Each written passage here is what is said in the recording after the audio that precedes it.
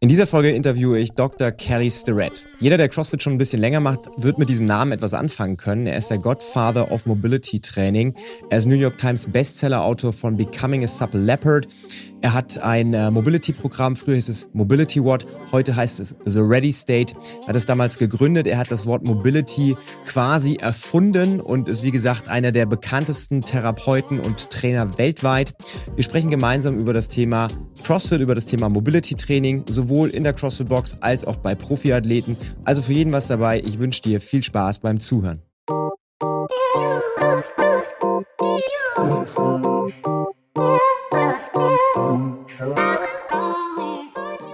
Willkommen zu Die geilste Stunde des Tages. Dein Lieblingspodcast rund ums Thema CrossFit in Deutschland. Ich bin Felix, CrossFit Level 3 Trainer, Affiliate Owner von CrossFit Aschaffenburg und leidenschaftlicher CrossFit-Athlet. In diesem Format teile ich meine Erfahrungen aus über 10 Jahren CrossFit-Training und Coaching. Neben spannenden Solo-Folgen erwarten dich auch Interviews mit Top-Athleten und Trainern aus der ganzen Welt. Also bleib dran und viel Spaß bei dieser Folge. Kelly, I think for the people who are into CrossFit for several years, they don't really need an introduction to who you are as a person. I think you've shaped the whole industry because you're someone who's around for, I think it's almost 20 years, right? Almost. I've been in CrossFit for 20 years this year. That's correct. It's crazy. Time flies. a lot of pull-ups. Yeah, I just funny enough, when I drove home with the car 2 hours ago, I listened to your podcast with Annie Sakamoto, and you talked about pull-ups and how your wife learned to do pull-ups, and then she beat you in every workout. This is genau, du hast recht. It's true. The problem with being married to a world champion and a college rower is that she's very, very fit. And as everyone knows, you get all of your mitochondria from your mother. And my mother did not have the same mitochondria as my mother-in-law. So I'm always battling Juliet. She's an amazing athlete. Yeah, I fully understand that. My wife, she is amazing as well. So when we do burpees together, I can do one and she's doing like 10 at the same time. So I know exactly what you're talking about. It's true. So I did a little bit of preparation for this today, and I listened to your podcast for several years now. And I think it's season 4 where you interviewed CrossFitters or people from the CrossFit space who started very early on, and you asked them about their history. And I think for today's conversation, it would be very nice if you start with your history and your first introduction to CrossFit. So can you remember your first CrossFit workout? The first CrossFit workout was Cindy. Seemed very simple. 5 pull-ups, 10 push-ups, 15 air squats. Just do that for 20 minutes. And I was just crushed, just devastated. And I was doing that on an easy day. I was training Olympic lifting in South San Francisco with a coach. I was riding my bike. Thought I was very fit. And I wasn't. I got crushed. I think I did 12 rounds and laid on the ground for 20 minutes afterwards in the days. Like I had, all those air squats destroyed me. Then I did Fran, because that was obviously a fluke, and Fran seemed so simple, and that killed me. And then I did Helen, which is, some running kettlebell swings and some pull-ups, and that destroyed me. And I was like, what is going on here? Like, this isn't actually very much work. And, was it all in 1 week, or I think what was the time between the workouts? probably about, a week, 10 days, where I was just like, what is happening here? This is so difficult. And I think it's easy to forget how the world has changed so much. So when I first did CrossFit, I was at a big global gym, and you couldn't, they didn't have kettlebell there. You couldn't buy a kettlebell in the city of San Francisco. So a lot of these things, were crazy. I taught myself to kip because I was like, I have to be able to link more of these pull-ups together. And when I showed up at my level 1 and I could kip already, I could link pull-ups, everyone was shocked. They're like, who taught you that? And I was like, I had to teach myself. Otherwise, I wasn't going to get through these workouts doing singles, So, the world has changed. And when we all started this 20 years ago, no one was very fit, no one was very strong, and no one was very skilled. And now, my 15-year-old daughter can snatch a kettlebell like it's nothing. She can front squat. It's just the language that we now are so comfortable with, this sort of higher intensity, has really changed. And we're starting to see now that if you give a couple decades of experience, we really start to see athletes who are much more coordinated, comfortable with the movement language, and are able to now employ it and do a sport. I think that was my critique of CrossFit, has been that we evolved into a time where all we did was CrossFit and we stopped doing sports because we didn't have time. And we now tried to meet everyone's needs in the gym instead of the original idea of what's this sort of minimum essential dose that I can actually go and play a sport or I can do something outside the gym. So that was 2005 already, or was it before you opened your affiliate? That's before. So we started CrossFitting in really 2004. So, and your affiliate was one of the first affiliates worldwide. I think it was like in the top 50, right? Yeah, we're 21. Correct me if I'm wrong. Oh, wow. That's a long time, actually. Yeah, and what's interesting there, it was a really heady time because we got to, no one was really good at powerlifting unless you're a powerlifter. So we were spending a lot of time with the powerlifters and Louis Simmons and Mark Bell and Jesse Burdick. And we were trying to figure out how are we integrating the best of powerlifting. And at the time, we really thought that just being so brutally strong was the solution. And then all of us were suddenly around all these Olympic lifters, Dave Spitz, Mike Bergner. I just think Sean Waxman, some of the early pioneers in our community. I of course can't forget Mark Repetto, and then we started to layer in sort of expertise in some of these other things. And what was fun was that we were figuring things out, and then there was enough of us, and the world was small enough that we could communicate our findings. It was like we discovered gold, and someone would give us a new technique, and we would go, mine more gold, and then we would share our gold with someone else. And it was really just a radical time. And ultimately, I'm a young physio student at the time, and I'm trying to understand what it means to be a physio student. And I'm trying to understand sort of the real essentials in all of these disciplines. And that's where I really ended up starting to think critically and developed our model for understanding human movement. Because what we were seeing is that people didn't have the range of motion required to do these things. They didn't know how to care for themselves. They didn't know how to address pain. They didn't know how to, prepare themselves. And, some things that we very much take for granted today, people didn't warm up very well. They didn't know how to scale things. So, the world has changed a lot in 20 years and it's getting better. And we're starting to still see that the coaches in today are so much more sophisticated than we were. And they have to be because the general population has caught up a little bit. You know what I mean? Yeah, I totally know what you mean. I mean, I think, especially for my own training, some things probably haven't changed, especially when it comes to warming up properly or focusing on mobility training. But that's just from my perspective. And that's okay. There's some things that I think what's happened is my critique of training is that we have seen physical culture really take root in the gym. And it's Ido Portal who really invented the idea of physical culture. And physical culture is beautiful, but its application towards sports is maybe not so clear. And most of us can't spend 2 hours playing in the gym. And what's happened then is that the gym has become really a laundry list of items I'm checking off just to meet all of the vitamins, all the nutrients, getting all the sunlight, doing all the aerobic capacities, doing all the strength. And it's really lost its opportunity to play, to innovate, to iterate, right? To explore and experiment. Those things have really gone out of the gym when we should be using that gym as a time to feel better, solve problems. Instead, we think, I have to get people going right away. And they're expecting a hard workout and all of these other things. And we've lost some of the mystique of the gym because it's impossible to do all of those things in and out.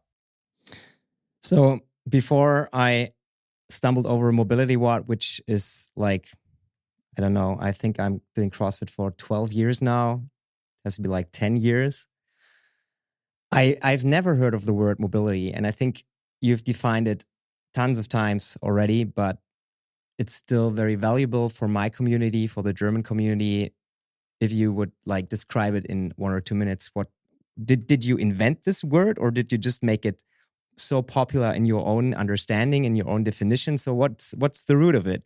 So no one was using the word mobility before we came on the scene. They used flexibility, right? They used stretching, which were really specific terms that meant some kind of pulling on the muscle, right? I would stretch my hamstrings. We didn't think in systems approach to that.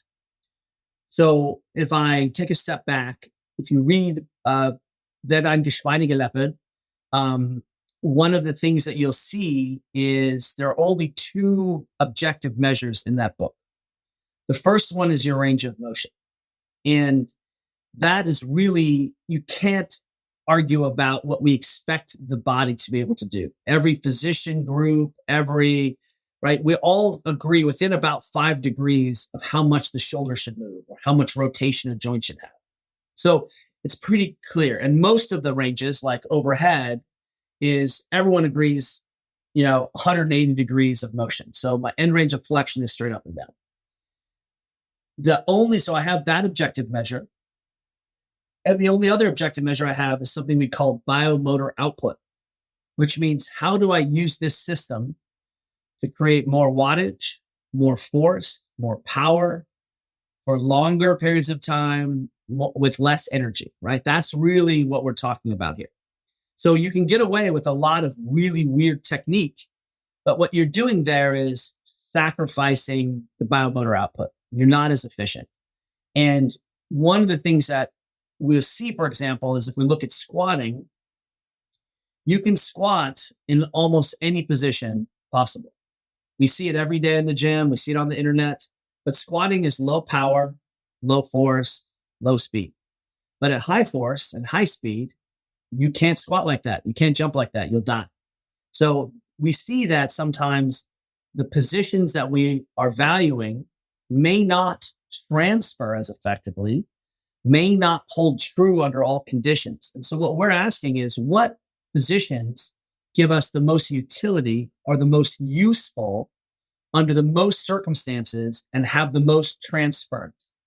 And so suddenly that starts to winnow down a lot of some of the positions that people are exercising in. Because if it's just about fitness, then we can just give everyone blood flow restriction cuffs and put them on a bike, right? We can give you steroids and give you some low loads and we are going to get big muscles and that's it. But that's not how we teach athletes. That's not how we ski faster. It's not how we bike faster.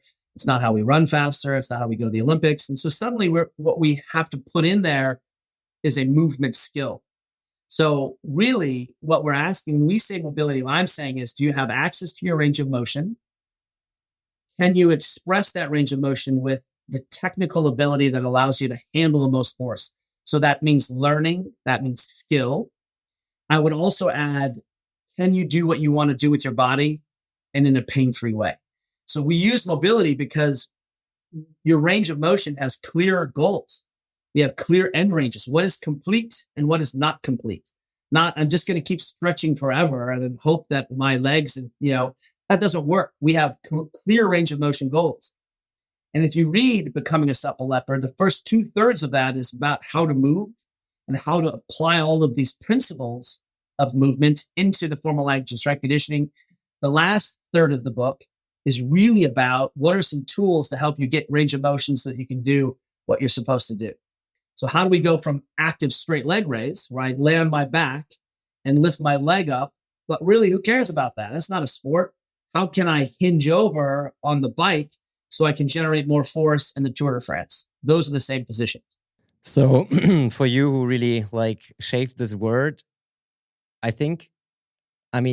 this whole concept of mobility training is like your child, right? So during the last 15 or 20 years, a lot of things have changed and now everybody does mobility training and everybody just look out there in the gyms, not even CrossFit gyms, but everywhere. There are mobility classes everywhere.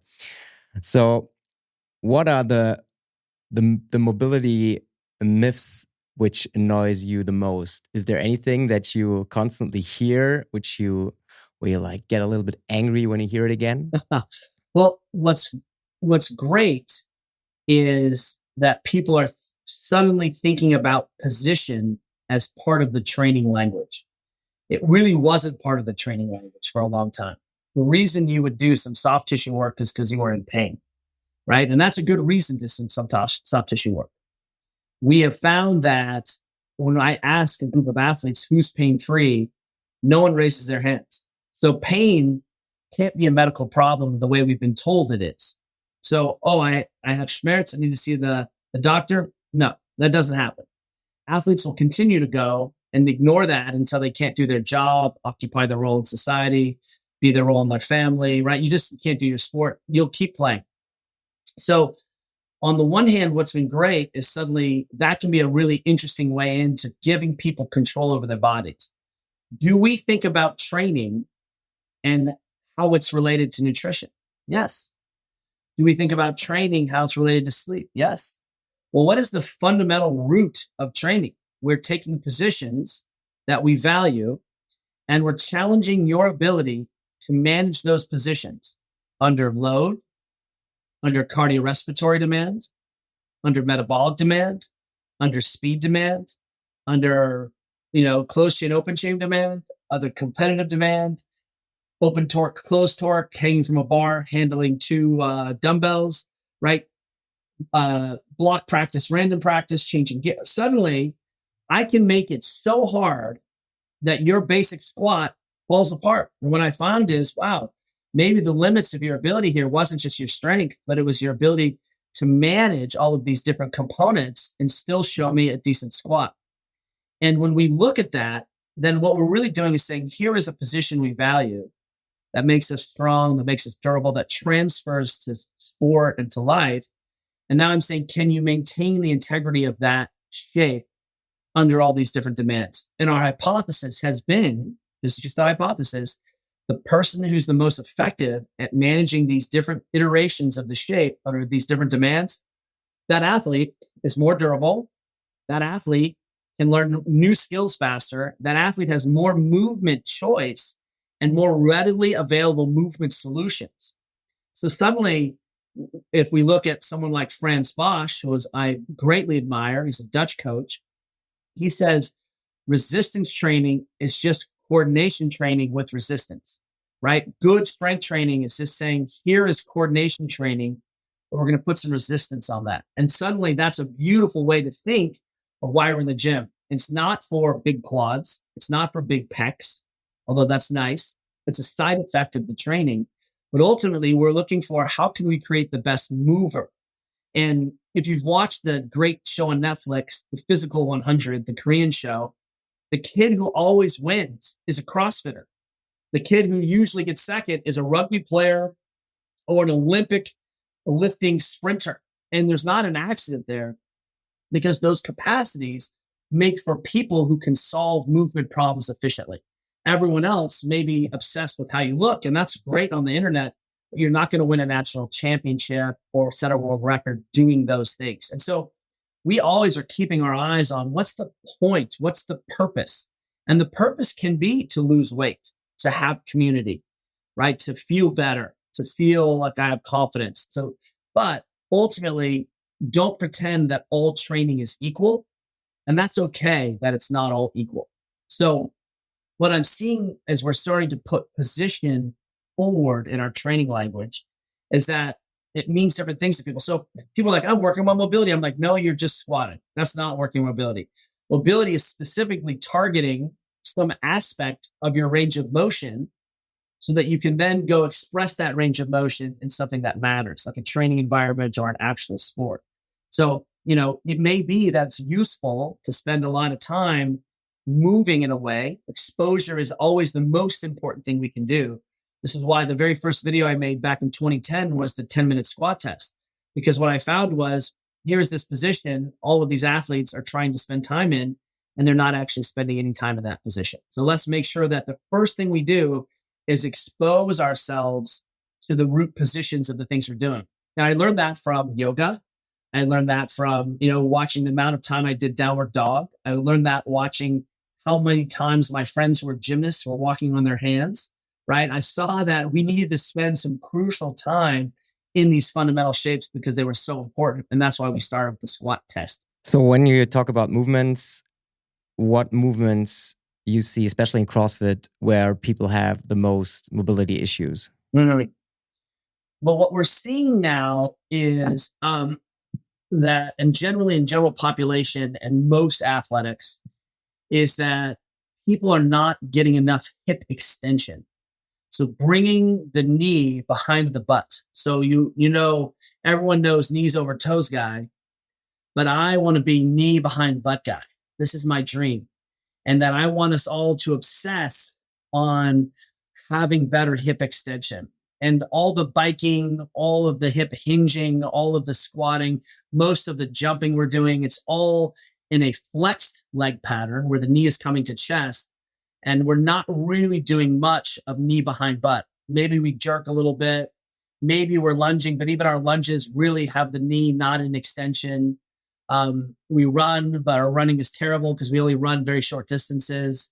And so suddenly we see we have a hole that we're creating in our training. And that's what we're trying to do is ideally training, and Greg Glassman talked about this, is that we should be attacking our weaknesses, right? We should be going after things that we're not very good at. And if that may be a certain cardiorespiratory domain or maybe a strength piece, if you have a big engine, but what we should be looking at is what are my positional and movement blind spots as well. So if you ask me to evaluate your warm up, your cool down, your mobility work, but more importantly, your training, I'm going to see where you're spending your time and what positions and shapes you're valuing. And I can tell where you're going to have problems based on the fact that you don't have any sunlight in this part of the aquarium. So over here, you have these beautiful rain and nutrients, and over here, it's like a desert. And you're wondering why you have desert-related problems. Yeah, I mean, that makes sense, right? You're only as strong as your weakest link. Well, when we say that, the problem is we don't put position in that language, right? There's a reason why skin the cat and dips and burpees and press and chaturanga is such an important part, because we need to have the arm be able to come into extension if I want to have a shoulder that works correctly. If I'm not loading that position, I'm never going to have a shoulder that does what a shoulder is supposed to do. How many athletes do we see who really struggle overhead? And what I can tell is you're not very competent overhead because you haven't lived overhead. But as soon as I give you pull-ups and handstands and kettlebells and dumbbells and barbells, and we're overhead from a snatch, we're overhead from isometric hold, we're overhead hanging, you're going to see, wow, this is a position we really value, because people who are competent overhead have less shoulder pain. People who are competent overhead have less neck problems. People who are competent overhead, right, have thoracic spines that function more effectively. So what we can start to say is, if I come into your training, and this is worth a conversation, what is essential in your movements? What's essential in training that human beings should be exposed to? We can then argue about, well, how often do I need to do that? That's a legitimate argument. And are there some positions I should really value because they're very important to my sport? That's also worth talking about. But for example, my daughter, who is a volleyball goalie, she's an incredible goalie. She's 15. Yesterday, we're trying to do these little mini sessions of strength training at home before practice, because the practice is so much. And, yesterday she does a little bit of warm up, and then she jumps into the front squat. We're just doing some basic linear progression work with her. We add, 2 kilos every single time we come in, right? And in between, it's handstands, right? And coordination, play, right? Loading. But we're knowing that this is such an important position for her that we do a pull-up or a handstand or something every day as part of her training, because it's so important to her as a goalie. So what about you? Is there any specific movement which you're not that good at, which you... Everything. I'm terrible at everything. I have... I don't believe that. I've paddled in a couple world championships. I have paddled in 3 kinds of different national championships in paddling sports. I love to move, but really biking is my favorite sport. And what I found is, my wife and I love to mountain bike, is that I can never have lungs that are big enough. I can never have an aerobic base that's big enough.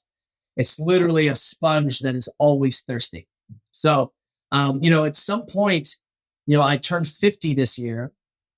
And I can actually say I'm strong enough in some things. So I don't need to get stronger, but I need to maintain the exposure to these positions and shapes. I don't want to get heavier. I don't want to get stronger. What I want to do is be competent enough in these domains to maintain that strength. And that's a lot easier. And it's a great privilege to say, I think I'm strong enough. And now I get to then turn my brain on something and spend my time now developing these other capacities. And that means I need to have the biggest set of lungs possible. And that's my mountain biking. So I bike 3 to 5 days a week. What distances? It depends. Sometimes they're very gnarly intervals. And a lot of times I'll do a brutal interval and then some kind of strength training in between. So that's a way that as an older adult, I keep myself from getting hurt. And by hurt, I mean letting my ego get into problems, right? This allows me to maybe do, a 1 minute, 2 minute, 3 minute piece, and then maybe some strict pressing. A 1 minute, 2 minute, 3 minute piece, and then maybe it's sets of pull-ups. So 1 minute, 2 minute, 3 minute piece, and maybe it's power cleans. What this does is it really allows me to say, hey, my mountain biking when I go ride can be zone 2, zone 3, zone 4, fun, play. I don't really worry about it, but I can take the weak training when I'm not on the bike, and I can be very disciplined about saying, hey, I haven't spent time developing peak wattage, or I haven't spent time doing these domains. So it allows me to tweak and play with the domains, and then putting in a strength piece in there is a wonderful way to get a lot of work done. So for me as a box owner, I mean, I'm doing this for 8 years, and I saw a lot of people come and go. And what's usually the case is that they have a limited amount of time where they can spend on their training. And it's always the thing, where do I put my time? Is it strength? Is it endurance? CrossFit is a good combination of everything, but still you have to check where you put in your time. So what would you say? Is there a ratio between how much strength, how much endurance, how much mobility training is good, or does it depend from individual to individual? Well, I think we can generally say, people will have this conversation, but they can't do 10 pull-ups. They have this conversation, but they can't do 10 push-ups. They have they're asking these questions and they can't back squat their body weight yet, or strict press, 40 kilos. So I think what we start to see is, wow, you really want to have this nuanced conversation, but really it doesn't matter because you're terrible at everything. And so I'm like, just come to the gym and enjoy strength training 2 or 3 times a week when you're really busy. And then when you're not really busy, come 5 times a week. And we can really start to develop these capacities. And, if you can only come to the gym twice a week, that's great, because you should be coached. Then you better be swinging a kettlebell and doing these kinds of things at home.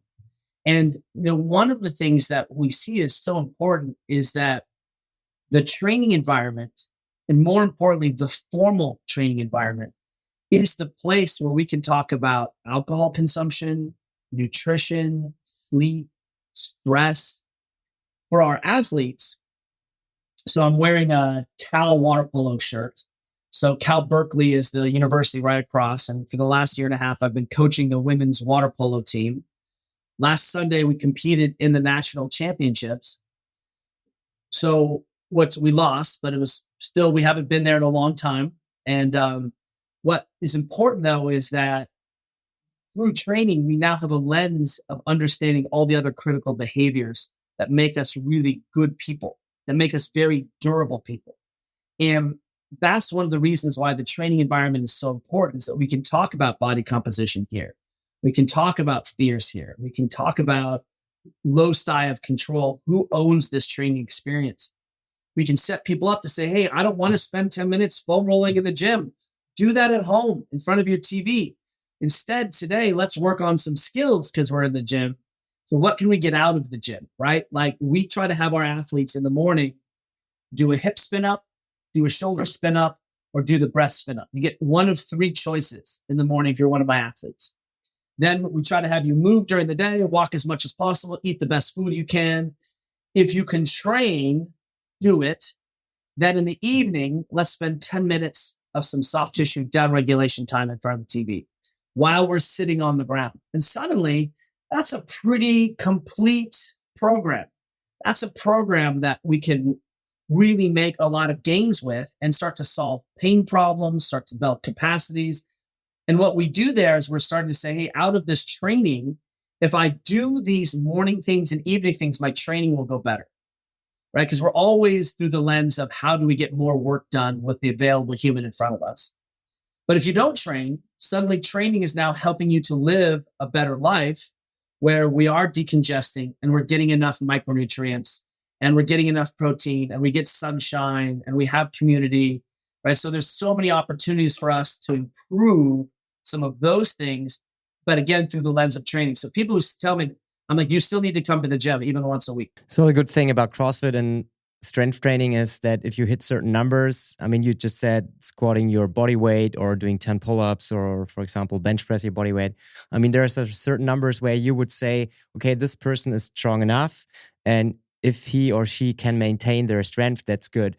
But is there something in the mobility language where you can like check this box? Okay, this is enough shoulder flexion and extension. Is there something that I can like check the box where I can see in my training? Okay, I think I don't have to work on my overhead mobility. It's good enough. I can focus on something else. While I'm having this issue and this conversation with a lot of athletes who focus on stuff that doesn't really push the needle. They're so focused on the little things instead of like looking at the bigger picture. Yes. And what we should be saying is we're not training every single body part every day. So if I'm training, I can take one of the movements that I'm looking at for today and I can look at the start position or the finish position of that movement. And I can ask, because now if I ask, is that range of motion complete? Now the stimulus for training is also the diagnostic tool. And so what I'm trying to do is understand who you are today when you showed up. Have a baby, run a marathon, take an overnight flight. Let's measure your hamstrings. I guarantee you, they're going to show incomplete range. So let me give you an example. I have as I said, my young daughter is 15. She's incredible. She's 5'11". She's almost 6 feet tall. She's very tall. She's still growing. She's a high school kid playing a sport, and her range of motion changes a lot. And sometimes she has excellent range of motion, and sometimes she doesn't. But because we have this training language, we now have a way of understanding how her range of motion and her access to her range of motion changes from week to week, from month to month, right? And we can start to say, hey, here's where we're going to focus because these things are starting to go out. So every day we train, we look at one position. Maybe if we're front squatting, then we're looking at hip flexion today. Maybe if we're Olympic lifting, we're looking at dorsiflexion today. Maybe if we're pressing today, we're looking at the overhead position. Maybe if it's lots of push-ups, it's shoulder extension and the short lever. So what's nice then is that we suddenly have a model to really understand what's happening and to program to that position every day. And you're absolutely right. There's a reason why we have a mobility test on the app so that athletes can begin to understand their movement minimums and hopefully see those movement minimums in the context of the training we're doing, but people don't.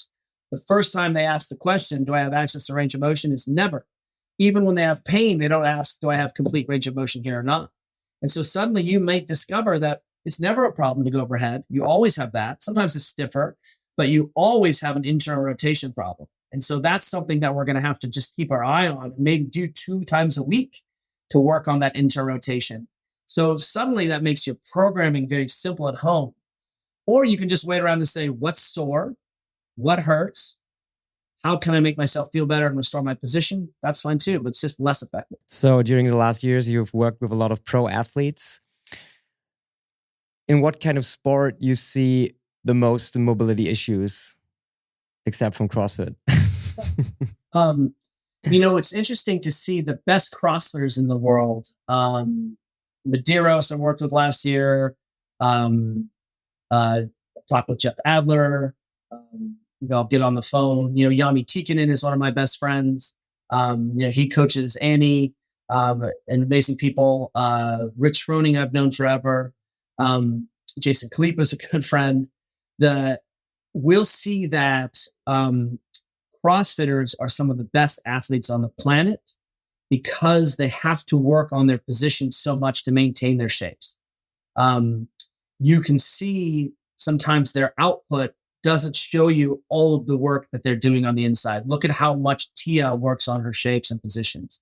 Look at how Rebecca Fuselier, is managing her shapes and positions and shit. And so what we see is that these athletes are constantly working on blood flow. They're looking on range of motion. They're keeping an eye on stiffness through range. Each sport will have its unique pattern of movement dysfunction. So I'm wearing a San Francisco 49ers hat. They use our model in the program. I go and work with them. The offense looks different than the defense. Our water polo players look different than our volleyball players. The pro golfers I work with look different than the cyclists we work with. So every team will have its unique imprint because the demands of the sport will make the body do some things, and that will create opportunities or blind spots in the shapes that we're not trying to manage. And again, what we start to have to add in is it may be impossible for the athlete to ever have complete range of motion given the volume in their sport, but we can always be programming towards restoring range of motion. And then when the season's over, we can start to make more gains. So it's not that we're just minimizing, but we're saying, look, if you're a Tour de France cyclist or you're a world-class mountain biker, it may be that you're always having to work on hip extension because of the wattage and the time you're spending in this flex position.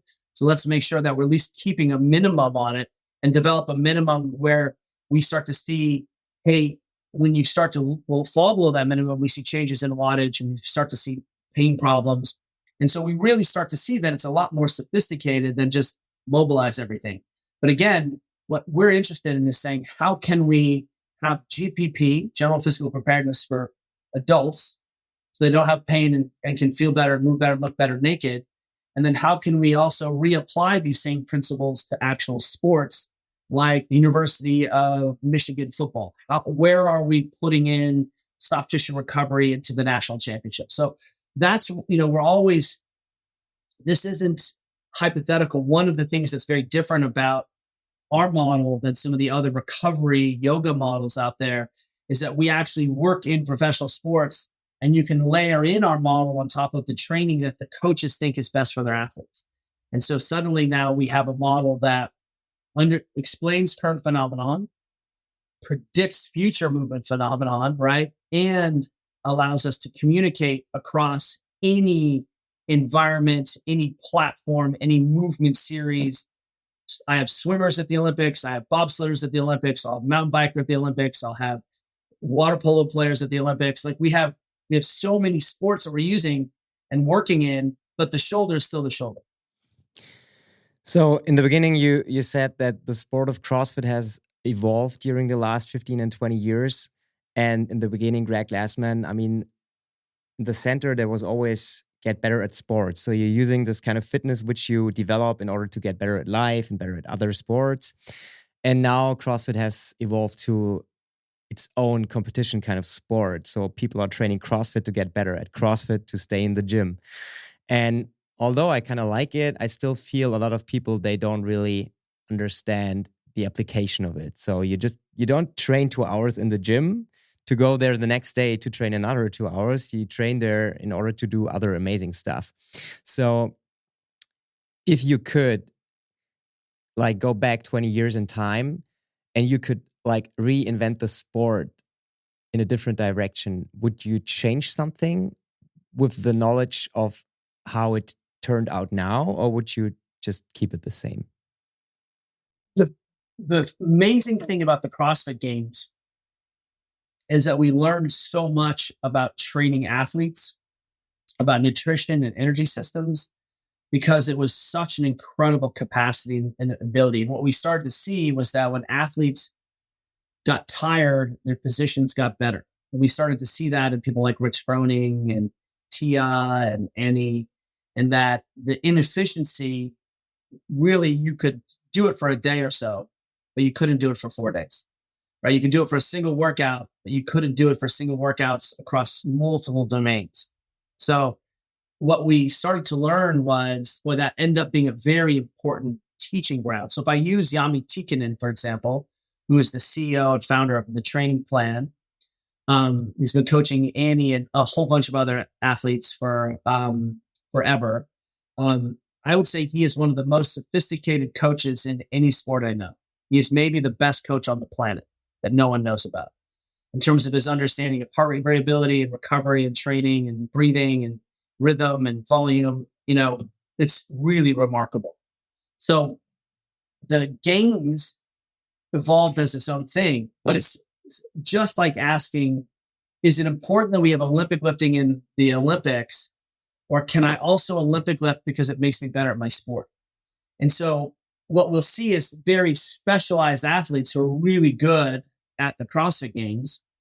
But then what we need to ask ourselves is what's essential here so that we can go do sports. And I think with the advent of the internet and fitness internet, which is insane, very confusing, I would say that it's easy to lose what's important because everyone has a phone and everyone is an expert.